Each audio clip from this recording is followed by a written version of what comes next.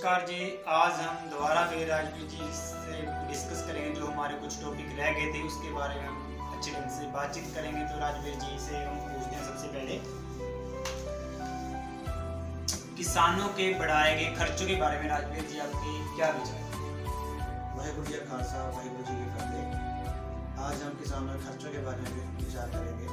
किसान जो आज खेती कर रहे हैं उस खेती के कारण जो खर्चे बढ़ चुके हैं और जिन खर्चों का किसान आज खेती छोड़ रहा है उस विषय में हम विचार करेंगे। खेती आज महंगी हो गई है, इसके कई कारण हैं।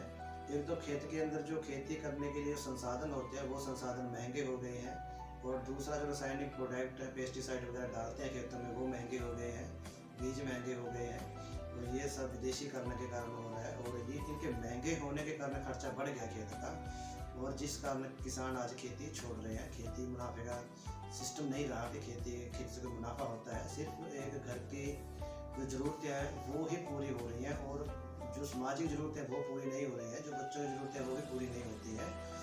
तो इन खर्चों को कम करना होगा। अब जब हम खेत को स्वदेशी के आधार पर खेती करेंगे तो वो जीरो बजट पर खेती होगी। स्वदेशी के आधार पर खेती करेंगे तो वो जीरो बजट पर खेती होगी और किसानों के खर्चे कम हो जाएंगे इसमें। और इसी तरह से जो किसानों के खर्चे हैं उन खर्चों के कारण जो स्कूलों का खर्च है वो खर्चे बहुत ज़्यादा हो गया है। जैसे कि बच्चों का खर्च है, बच्चों की जो फीस होती है वही 50,000 से 30,000 से ऊपर होती है हर साल की, और साल की फीस इतनी होने के कारण किसानों के लिए भी महंगा हो गया बच्चों को पढ़ाना। ये खर्चा बढ़ गया है, सरकार द्वारा बढ़ाया गया है खर्चा, और प्राइवेट स्कूलों को खुलवाया जा रहा है, सरकारी स्कूलों को बंद किया जा रहा है। सरकारी स्कूलों में टीचर नहीं रख रहे हैं बच्चों को पढ़ाने के लिए, क्योंकि सरकार बच्चों को पढ़ाने में एक समस्या समझती है कि ये बेरोजगार हो जाएगा, नौकरी मांगेगी मांगेगी। इस कारण से जो सरकारें पढ़ाना ही नहीं चाहती बच्चों को, और सरकारी स्कूलों को बंद कर रही है। और ये किसानों का और जिन गरीब भाइयों का जो खर्च बढ़ा हुआ है, इस कारण इसकी शिक्षा को सस्ता करना जरूरी है। यहाँ पे सरकारी स्कूलों को चलाया जाए और प्राइवेट स्कूलों को बंद किया जाए।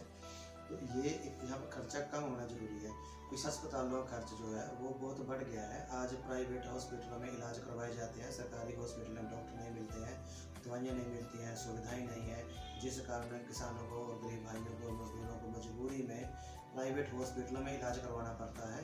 और वहाँ पर इलाज इतना महंगा है कि कई बार परिवारों की ज़मीन बिक जाती है, और परिवार का मेंबर जो है वो भी मर जाता है, और इलाज भी नहीं हो पाता, ज़मीन भी बिक जाती है।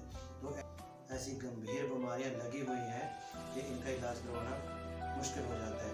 तो इस कारण जो सरकारी हॉस्पिटल हैं उनको फिर से चालू किया जाए, और वहाँ पर डॉक्टरों की सुविधा लगाई जाए। जो प्राइवेट हॉस्पिटल हैं उनको बंद किया जाए ताकि वो सरकारी हॉस्पिटलों में इलाज की सुविधा हो।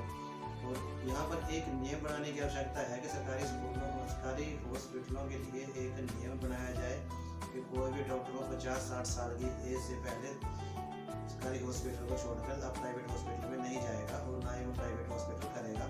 उसको सर्विस देनी ही पड़ेगी सरकारी हॉस्पिटलों में।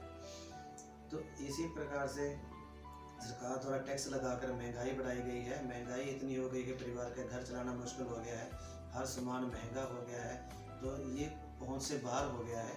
जिम्मेदार भी बहुत तकलीफ में है इस महंगाई को लेकर, और जो गरीब भाई हैं उनका तो परिवार का जो कुछ जो मूल ज़रूरतें जो कहते थे पुराने समय में 3 मूल ज़रूरतें हैं, रोटी कपड़ा मकान, बस गरीब आदमी तो वही पूरी मसा कर रहा है।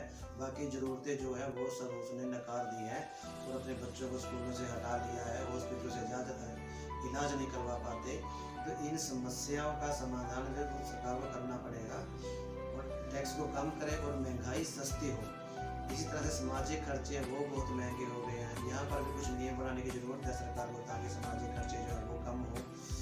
और इसी तरह से खेती के साधनों को संसाधन जो महंगे हो गए हैं उन संसाधनों को सस्ता किया जाए, ताकि खेती के लिए जो छोटे किसान हैं वो भी साधन ले सकें और खेती कर सकें। या उनके लिए एक विकल्प जो हमने जैव मुक्त हरी क्रांति के अंदर जो रखा है, बैलों से खेती करवाई जाए, तो बैलों से जो खेती करवाई जाए उसके जो संसाधन बनाए जाते हैं, जो औजार बनाए जाएंगे वो बैलों के मुताबिक, उस पर कोई सब्सिडी दे सरकार और उनको सहयोग मिले ताकि वो सस्ते में बने और गरीब आदमी जो खेती कर सके। तो ये विकल्प सरकार को देने की आवश्यकता है। अब राजवीर जी मेरा जो नेक्स्ट क्वेश्चन है, बाढ़ की समस्या के बारे में थोड़ा बताएंगे। बाढ़ की समस्या जो है वो बहुत गंभीर बनी हुई है, और आज के समय जो बाढ़ की समस्या है इसका समाधान करना बहुत ज़रूरी है। जो बाढ़ की समस्या है ये नदियों के कारण पैदा होती है। जब मौसम खराब हो जाता है, नदियों में पानी ज़्यादा आने के कारण जो नदियों के बंध है उनको तोड़ने के बाद जो पानी वो फसलों में चला जाता है, फसलों को मार देता है।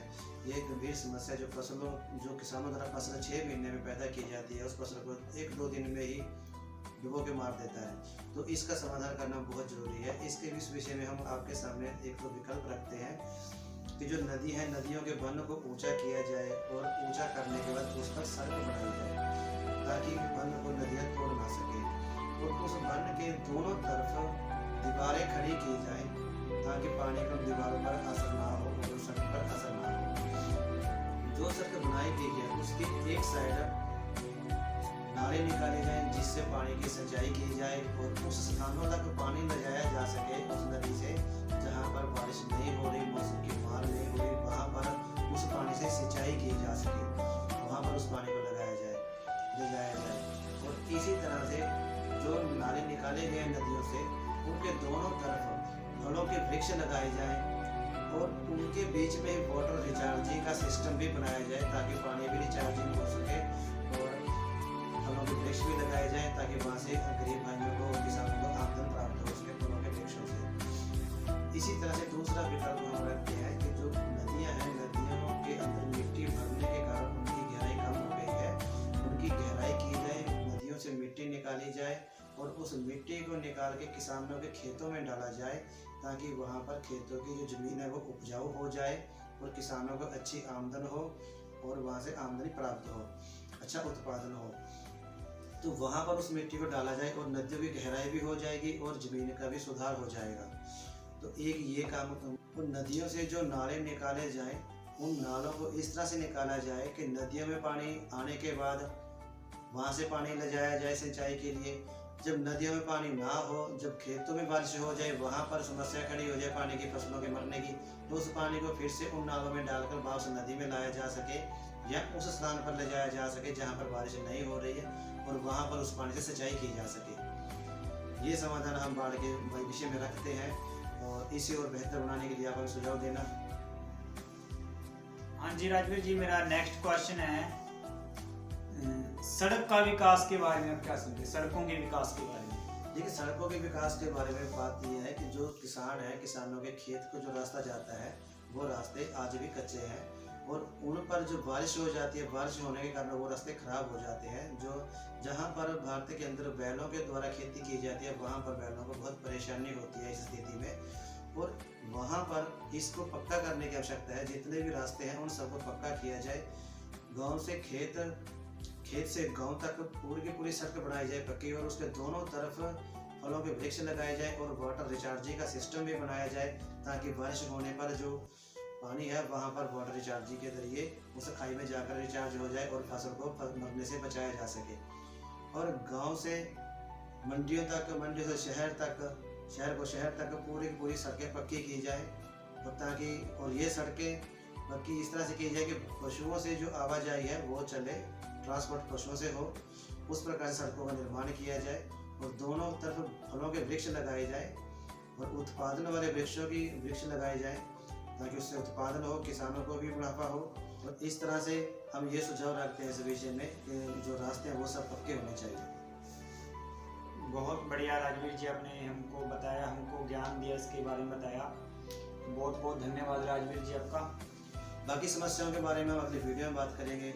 आप सबका बहुत बहुत धन्यवाद। वाहिगुरू जी का खालसा, वाहिगुरू जी की फतेह।